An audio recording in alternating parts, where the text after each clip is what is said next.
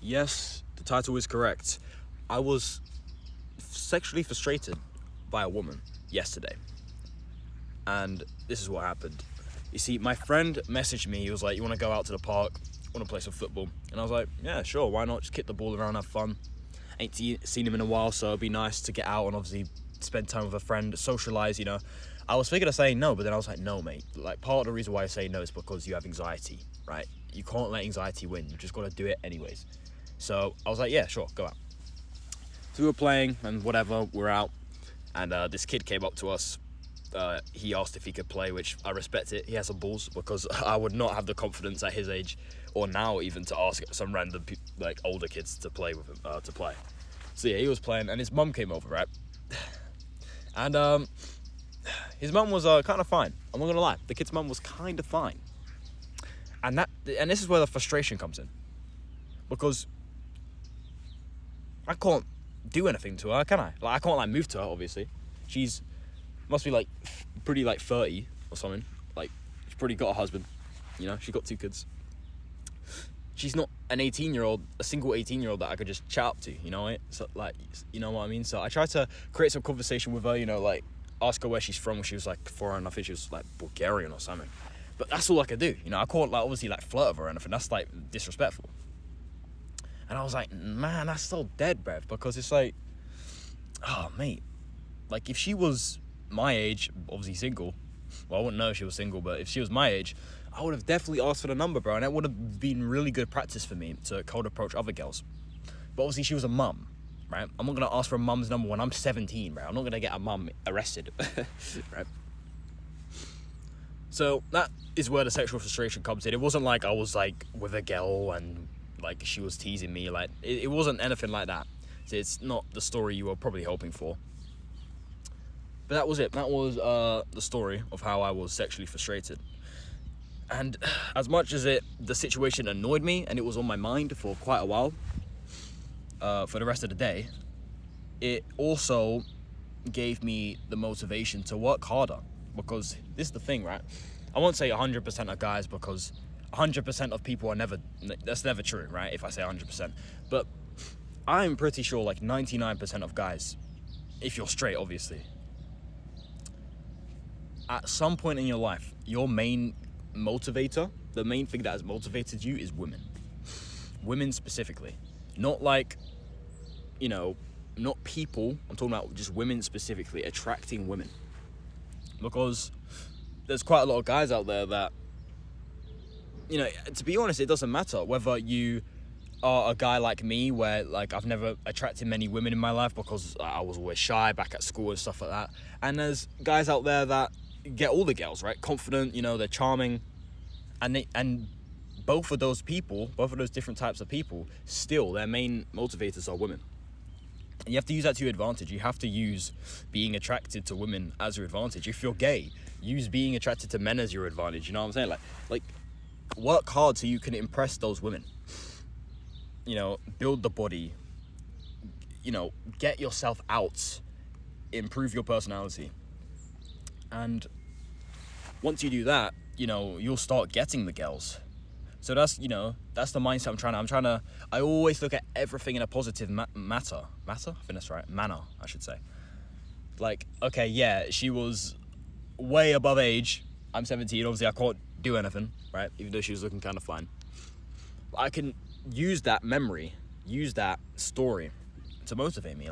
Okay, this time, I'm actually gonna, I'm still doing the same things every day. I'm still working out. So I don't really need the motivation as such, but someone like you that may need it because you're still struggling with discipline, you still work out when you feel like it a lot of the time. If that situation happened to you, you'd probably want to work out every day because you're oh yeah, I need to impress that mum again. I need to impress that girl again at school, whatever, right? And another great thing about it is me talking to that mum. I didn't even talk to her that much. I asked her where she was from, and I don't know, I made a joke out of her son being a footballer because he had power and stuff. I don't know, we had a little back and forth about things. But even just that, interacting with a woman, it gives me more confidence to go and cold approach a girl. You know what I mean? Or give me confidence to do anything. It doesn't have to do with women. get a job, be out there in a social situation without feeling nervous, because, I've just talked to a woman, you know what I mean? Like, it sounds kind of, like, weird in a way, but, the more social interactions you have with women, the more you realize that, bro, women aren't, like, scary, bro. Like, they're just women, bro. You're stronger than them, you're taller than them. Like, what do you have to be afraid of? If they reject you, it is what it is, bro. Like, rejection, if a girl were to reject you, that would honestly probably be more beneficial than if she actually accepted you. So keep that in mind as well. Like, I now have more confidence speaking to it. Like, I have a higher chance of cold approaching a girl just because of what happened yesterday. You know what I mean? So, yeah. I think that's everything I wanted to say about that. So, sexual frustration doesn't feel good, but you have to convert that frustration into motivation to work hard and just be a better person. So, if that situation does come around again, obviously with a girl my age, every time I'm feeling, there's always a plank. You see it? Where is it? Oh, so, I've got cinematic mode on, so I don't think you can see the background too well, but whatever. Anyways, there's a plane. That's why I've got ADHD, bro. I'm losing focus. But yeah. So obviously, if I get into a situation like that again, where it's a girl my age, then I'm gonna be able to talk to her and ask for a number and chat her up. You know what I mean? Use that Riz. But there was one last thing I wanted to talk about that has nothing to do with what I've been talking about. Is the friend I went out with, like, he was asking me, so, like, you know what you want to do yet? Because he knows that I'm, like, at home at the moment, not really, like, at college or, like, don't have a job at the moment. So I told him, like, I just need to find myself, not find myself, but, like, figure out what I want to do with my life 100%. Because I know what I want to do with myself, like, 90%, but, like, there's still that 10% missing. So he was like, okay, what do you want to do? So I was like, I told him, like, about the YouTube channel and wanting to, like, do, like, one-on-one coaching or, sell courses and stuff like that. And he was like, it was, like, 50% a joke, 50% not a joke. Like, he was 50% just messing around, like, 50% serious. And he was like, I don't know what that noise is. So you're just trying to scam people and stuff like that. And, like, it was like, mate, like, it's not really necessary to say that, like, this is something that this YouTube channel, what I'm working on is something that means a lot to me. So him saying that, it didn't hurt me. Like, I'm a very strong character. Stuff like that doesn't hurt me, especially when I could tell, like, he's semi-joking as well. Like, it's just not that deep. Like, what am I going to do? Cry and get annoyed? Like, it's not that deep. But it's not the right thing to say, But unfortunately, most people are not as open-minded as I am. For example, he wants to join the army and be a policeman. I would never do that. What has this country done for me to an extent, right? This country wouldn't die for me, so why would I die for the country? That's my view on it. You may call me ignorant for that, but I do not care about this country enough to die for it, fight for it. I don't care. I've got my own life. I'm not, building my whole life around this country. I'm building my whole life around myself, and, like, God and whatever, right?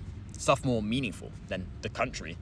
And just, like, I just feel like if you work for the army, you're not going to live a good life, bro. Like, life is dead, bro. I can't lie. Like, how are you going to enjoy that? I don't know. I just don't see it. But I didn't say any of that to him. I was like, okay, man, that's great, man. I mean, anyone in the army I have respect for, and that's true. Like, anyone in the army I have respect for. I don't understand why you do it, but I have respect for you, right? So that's what I told him. I could have been like, oh, mate, what are you doing? You're wasting your life.